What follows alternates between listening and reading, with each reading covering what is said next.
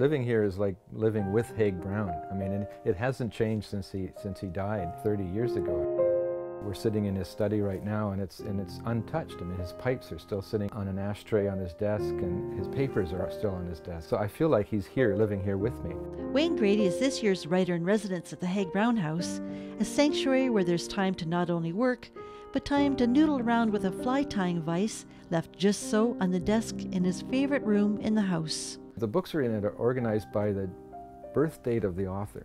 So if you don't know when someone was born, it could be kind of hard to find a book in here. To me, this is quite inspiring, and I could get lost in here forever. And also, Haig Brown was a nature writer, and I am a nature writer when I'm not writing fiction. So a lot of the books that he has here are books that I've been wanting to read for ages and either hadn't found or hadn't had the time.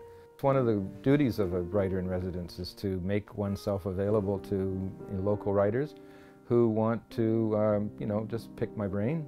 I mean, I've been in this business for 40 years, so I know a lot about how to get started, how to approach publishers, how to approach agents, whether you need agents, how to establish work habits, and also just the actual writing part of it. There's a lot to know. Along with providing literary advice and support to emerging writers, it's also an opportunity to focus his time on wrapping up his second novel. I'm about 7 drafts into it. It's been accepted by my publisher, and so I have some editorial comments to respond to. And I'm basically doing a whole fresh draft, which normally takes me at least a year. But now that I'm here, I'm pretty sure I'll be able to finish it in the 5 months that I've been here.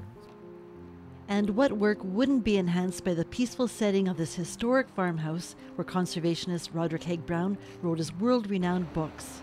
It's a design for both work and wonder.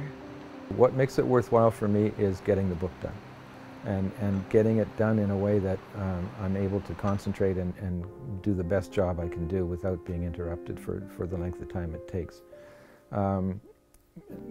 Being in a new place makes it worthwhile for me. I've been writer-in-residence before in places like Whitehorse, Yukon, and Whistler. They were both new to me, and by the time I left there, I felt that I knew a part of Canada rather than just having passed through it. Whenever I travel, I don't like to think of myself as a tourist. I like to think of myself as a traveler, and travelers stay in one place long enough to get to know it. And long enough to call this place home for now. Writers wishing a consultation with Wayne Grady can contact the museum at Campbell River. For Go on Shaw TV, I'm Marjorie Greaves.